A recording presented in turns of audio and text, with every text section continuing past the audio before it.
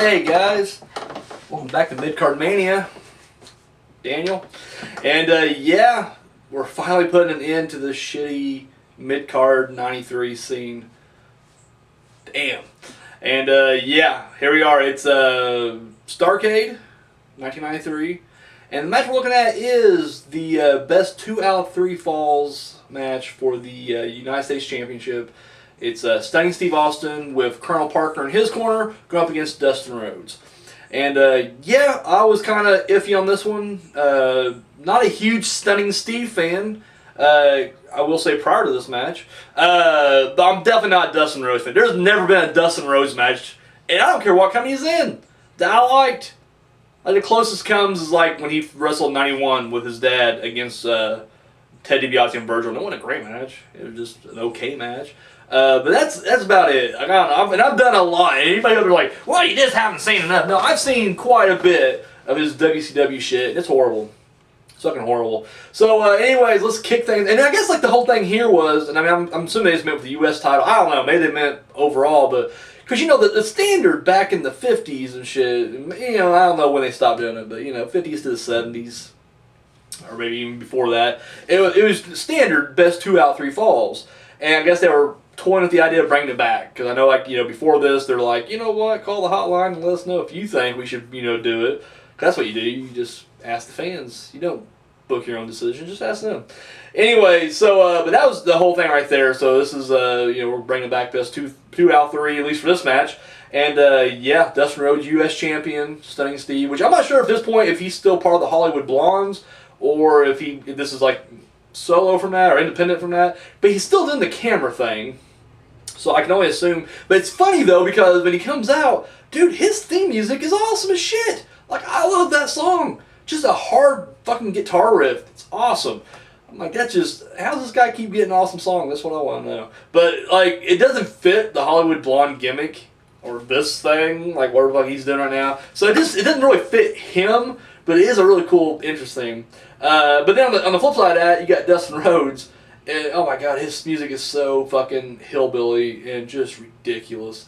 Like, it's funny, like, you know, like when WWE creates a redneck / cowboy character and they just do like this ridiculous over the top southern theme or whatever. It's like that, but like without the camp. Like, they're being serious, like, yep, I'm a good old boy and here's my theme. It's horrible.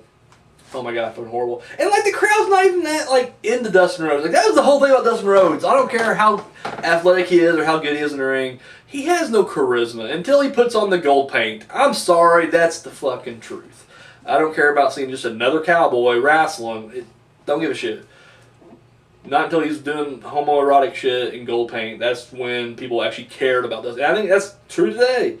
To this day, I think people prefer Goldust over Dustin Rhodes. Anyway, this isn't the whole Dustin Rhodes rundown, so let's get into the actual match. Yeah, pretty good, back and forth early on.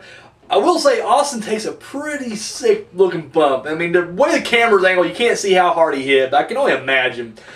They're outside, and at one point Dustin Rhodes goes to throw Austin, you would think, into the barricade, but like Austin just flies over the barricade, and then like this face plants on the concrete, and I'm just like, son of a bitch. Like, and I mean, I'm sure he knew a way to protect himself, but my god, that had to hurt. Like, there's no way that didn't hurt. It was just like the crowd was even like, oh shit, you know, it was pretty brutal. So anyways, yeah, really good back and forth. The end of the first fall comes when Dustin Rhodes is kind of, you know, it goes for a good, I don't know, 10 minutes maybe, that first fall. It goes a while.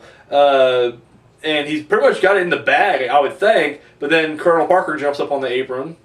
So Rhodes is like, I'll take care of that. He throws Austin into him. But the momentum of the throw sends Austin over the top rope because he hits Parker, but, you know, he goes over the top rope. And the referee just calls for disqualification. And I was like, oh yeah, that's right. We're in Redneckville where you can't throw him over the top rope. I always hated that fucking rule. I think it's stupid. I don't care who disagrees with me out there. Go fuck yourself because it's stupid. I really want to drop the hard R, but I'm going to be on my best behavior. It's stupid is what it is. It is ridiculous. Who gives a fuck? Once again, because I mean, I was just raised predominantly on WWE. Now, once again, or WWF. I don't know what the WWF was like, and I don't know what WWF was like before 1984. Couldn't tell you. But I can tell you right now, 85 on up, the people are tossing you over top ropes all the time. Like, without even thinking. Just doing it. Just doing it to do it. Who gives a fuck? And that's just the way it should be. And every now and then I'll catch like one of these matches and I'm just like, oh yeah, that's a little pussy rule they have over there. Get through that rope. Really? It's ridiculous. So anyways, yeah, so the first fall is already decided right there by DQ. So Rhodes goes out there, supposed to have a 30-second rest period, starts beating the shit out of Austin, and throws him right into the post, which he gets busted open. The funny thing is, the commentators, Shivani and Ventura, they kind of ignore the fact that he get ran to the post because they're like, oh my god, he's bleeding. And they're like, yeah, he must have got busted open by running into Parker before he hit the floor. And I'm just like, no, he got hit in the head with the post. Like, the post did it. Clearly the post. They're just like, oh my god, over top rope, busted him open. They're so shocked about an over top rope disqualification. They're just like, mind's blown. Like, oh my god, how can you do that? So anyways, if I get Dustin Rhodes to calm down, Austin bleeding profusely. Like, I'm talking like almost WrestleMania 13 style blood. I mean, he is fucked up. But eventually, after 30 seconds is over, Rhodes goes back to beating his ass, throws him in a corner, and then goes up to the top to just pound away. Referee's trying to tell him to stop, and then, of course, during this kind of like admonishment, Austin kind of takes him and slams him down, and he goes for the pin, but he grabs a big handful of tights. And of course, dude, you can just see the blood is all over Rhodes now. Like, it's messy. And he gets tights. 1, 2, 3. Austin wins. 2 falls to 0. New U.S. champion. And that was it. That was the match right there. One thing about it, I really liked it. I was really surprised because I was expecting just more wrestling, I guess, and it actually turned out to be really good. Austin was awesome in this match. Like, he really was really cool in this. Still just waiting for Stone Cold, ain't gonna lie, but still, it's good while I wait, I guess. This is good while I wait. But no, solid match. I love the way they told the story here. I love the fact that it went just 2 falls flat. Like, I was honestly expecting this to go back and forth because whenever he got DQ'd the first time, I was like, well, he'll keep beating his ass and get the second victory. Because I honestly didn't know who won this, so I was just kind of like, I'm going to be surprised like everybody else at home this time. And that's what I figured was going to happen. And then whenever he wins that second fall, I was like, oh shit, they went for the two straight in a row. I loved it.